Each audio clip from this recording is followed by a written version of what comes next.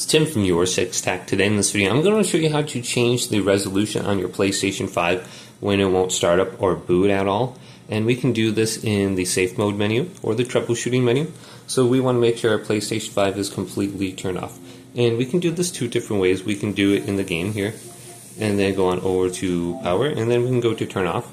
Otherwise what we want to do is go to the front of the PlayStation 5 and then hold down the power button right here.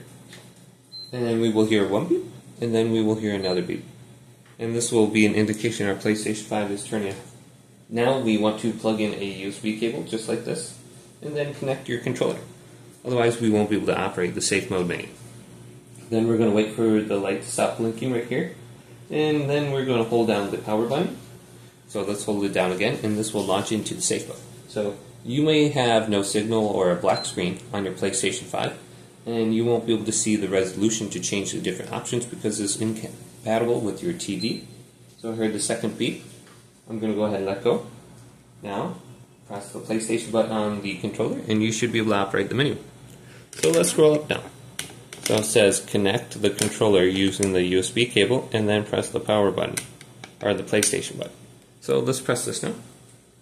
Then we want to go down to option number 2, change video output. And then we can change the resolution right here. So if we got a black screen, we can go ahead and just restart the PlayStation 5. We'll restart to a menu where we can change the resolution now. So it says no signal. And yeah, a lot of times you might be going to a new hotel or a new TV, and the TV that you're going to is set differently than the PlayStation 5.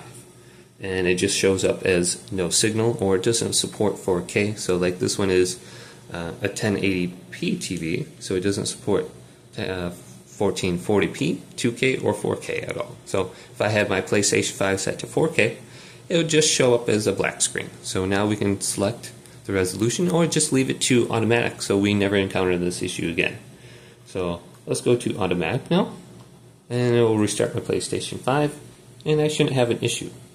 So type in your password. Hopefully this video did indeed help you out. If it did, leave it a big thumbs up.